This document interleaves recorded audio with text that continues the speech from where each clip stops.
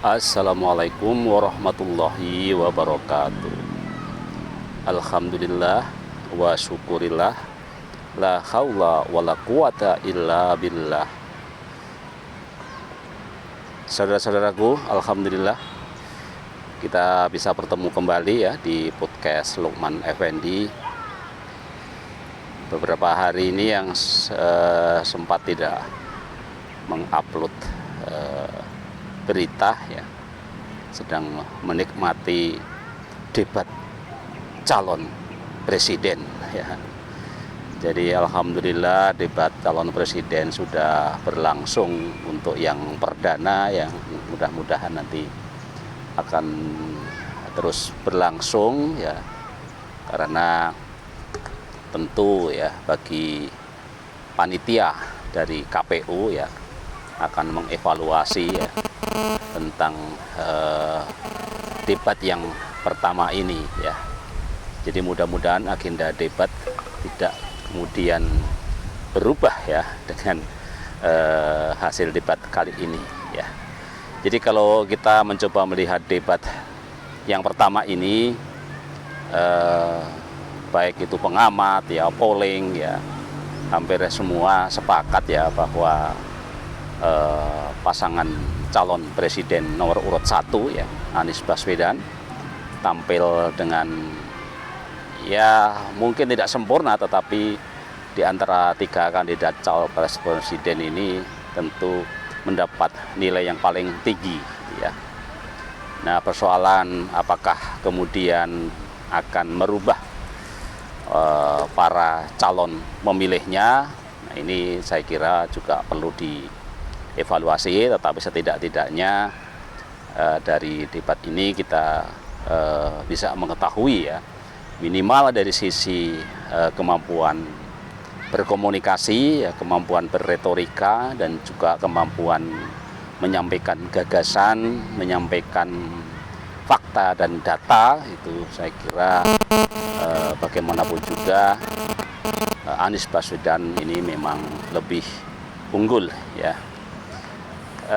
Banyak hal yang memang yang menjadi sorotan kemudian tentu saja adalah pasangan presiden nomor urut 2 ya, Prabowo Subianto. Jadi saya sendiri sebagai orang yang pernah memilih Prabowo di tahun 2019, nampaknya memang Prabowo kali ini ya sangat berbeda dengan Prabowo di tahun 2019 gitu ya. Kita tidak tahu apakah ini faktor U ya, atau juga ada faktor-faktor yang lain gitu ya. Karena berdasarkan banyak pengamatan saya gitu ya, jadi semua orang ini akan berbicara, akan berpenampilan sesuai dengan di mana dia sekarang ada berada gitu ya.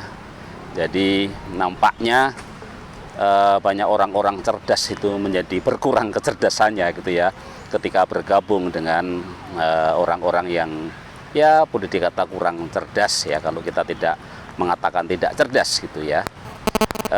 Dan selalu yang disampaikan sebagai apa istilahnya, kata-kata yang disampaikan adalah tentu saja kita jadi ingat lagi dengan satu mitos ya, mitos Jokowi gitu ya, yang disampaikan oleh Oki Madasari ya. Jadi selalu di terakhirnya adalah apapun itu ya, yang memilih adalah rakyat gitu ya. Kita buktikan saja kalau memang rakyat tidak menyukai Prabowo dan Gibran ya, pasti silahkan jangan pilih saya. Nah, itu kata Pak Prabowo sendiri ya gitu ya. Jadi dan itulah yang terus digembar-gemborkan ya, tentang demokrasi yang dipahami hanya sebatas bahwa demokrasi itu adalah pemilihan langsung oleh rakyat ya, yang kemudian setiap orang itu punya hak pilih yang sama ya, apakah dia profesor, apakah dia lulusan SD ya, punya hak pilih yang sama dan tidak berbeda gitu ya. Jadi demokrasi kemudian ini dibajak untuk melupakan hal-hal yang sifatnya etika. Jadi kalau kita lihat pertanyaan calon presiden nomor 1 tentang bagaimana perasaan Bapak, ya, jadi saya kira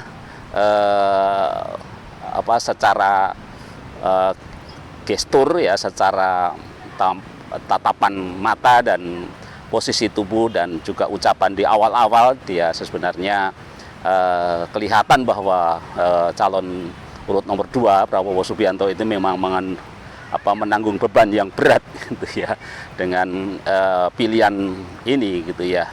Dan kata-kata kita bukan anak kecil lagi gitu ya, saya menafsirkannya adalah apa boleh buat Mas Anies gitu ya, saya harus begitu gitu ya, mau tidak mau, suka tidak suka gitu ya. Dan inilah yang kita sesalkan gitu ya, karena demokrasi itu bukan berarti kemudian menghalalkan semua cara ya, kemudian melanggar batas-batas etika gitu ya. Inilah yang saat ini terus dikritisi, dan secara etika memang sangat tidak etis sebenarnya. Prabowo ya sebagai orang yang sangat berpengalaman kok kemudian mengangkat Gibran, ya, di mana sebagai hasil dari sesuatu yang jelas-jelas melanggar kode etik ya. Jadi saya kira hukum itu penting, tetapi juga di atas hukum itu ada etika. Jadi segala sesuatu saya kira memang selalu saja akan ada yang belum diatur secara hukum, dan inilah tantangan hukum untuk terus berkejaran dengan persoalan-persoalan etik, persoalan-persoalan moral, persoalan-persoalan hati nurani gitu ya. Jadi mungkin itu yang bisa kita sampaikan. Kalau kita lihat posisi Ganjar ini juga serba repot ya Ganjar ini, karena kalau dia agak ngegas ya bagaimanapun juga PDIP ya sebagai partai penguasa gitu, yang dimana sekarang penguasanya malah pindah ke lain hati, itu memiliki kedudukan yang tentu saja agak, satu sisi itu bisa menguntungkan Ganjar, tetapi sisi yang lain juga bisa merugikan Ganjar gitu ya.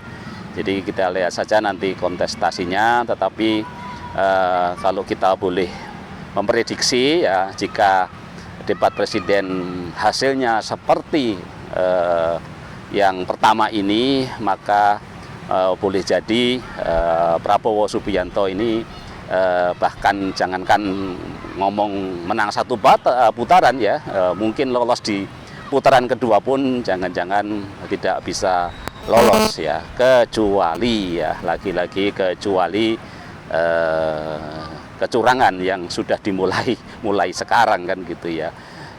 Jadi saya kira itu ulasannya, dan silahkan bagi saudara-saudaraku yang memilih siapapun, saya persilahkan juga, saya tidak akan mempengaruhi saudara ya, dan ini sebatas pengetahuan dan wawasan saya ya sebagai orang yang ya sedikit belajar tentang ilmu sosial gitu ya di S1 saya gitu ya, dan mencoba juga terus mengajarkan ilmu sosial walaupun mungkin bidangnya di bidang sosial dan kesehatan. Demikian podcast untuk hari ini ya, sampai ketemu di podcast selanjutnya. Mari kita terus nikmati debat calon presiden ini, mudah-mudahan ini bisa mencerahkan kita semua dan tentu saja mengasah akal kita. Dan mari kita buka hati kita buka akal kita dengan penuh kewarasan dan penuh rasionalitas dan objektivitas. Sekian, tetap sehat, tetap semangat ya, sehat fisik, sehat mental, sosial dan spiritual. Wassalamualaikum warahmatullahi wabarakatuh.